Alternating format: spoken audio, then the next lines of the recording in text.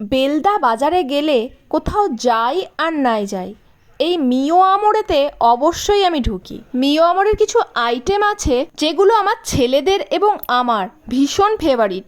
আমার বড় ছেলে তো ঢুকেই ও আগে দেখছে ওর ফেভারিটটা আছে কি না, কিন্তু আজকে আমাদের ব্যাড লাক, আমাদের যেটা পছন্দ সেটা ফুরিয়ে গেছে, তাই বড় ছেলের মনটা একেবারে শুকনো হয়ে গেছে আর আমার মনটাও ভীষণ খারাপ হয়ে গেছে, কারণ আমরা যেটা খাই সেটা আজকে একেবারে ফুরিয়ে গেছে। অনেক কিছু আইটেম আছে কিন্তু সেগুলো আর ভাল লাগলো না, তাই এদিকে পেস্ট্রির কাউন্টারে চলে এলাম। এর মধ্যেও কিছু ফেভারিট আছে আমাদের তিনজনের, যখনই আসি আমরা 3-4 রকমের আইটেম তো নিয়েই যাই। তো আজকে ছোটোটাকে জিজ্ঞেস করলাম তুই কি খাবি, তো ও ওর কি পছন্দ সেটা দেখিয়ে দিল, বড়টাও ওর আইটেমটা দেখিয়ে দিল। আর আমার তো ভলক্যানো খেতে খুব ভালো লাগে, ননিরও খুব ভাল লাগে, তবে ননি ওটাও খাবে বলেছে আর ও একটা কিছু চুজ করেছে সেটাও খাবে। তো 26 তারিখে ছিল মিও আমরের জন্মদিন, সেই জন্য খুব ভালো করেই সাজিয়েছে।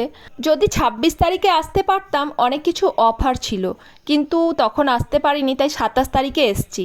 তো আমার ছোট ছেলে যা যা নেওয়ার সব নিয়ে নিয়েছে, আর এই যে প্যাকেটটা নিয়ে মুখে দিচ্ছে, বললাম দিস না নোংরা আছে, দেখুন হাঁচি করবে এবার।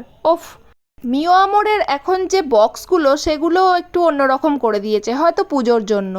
যাই হোক, এসেই আমার ছেলেরা বলল দাও দাও তাড়াতাড়ি খেতে দাও, তো এইগুলো দিয়ে দিলাম একটু একটু করে, সবাই একটু একটু করে টেস্ট করলাম। আসলে যেটা ফেভারিট ছিল সেটাই তো পেলাম না। ও বলা হয়নি, বেলদা থেকে একটা ব্যাগও নিয়েছি, আরও টুকটাক জিনিস নিয়েছি, সেগুলোর আর ভিডিও করলাম না। তো এখন তো পুজো শুরু হয়ে গেছে, সবাই মিষ্টি মুখ করছে, আমিও একটু করে নিই। এই কটা দিন আর কন্ট্রোলে থাকার দরকার নেই।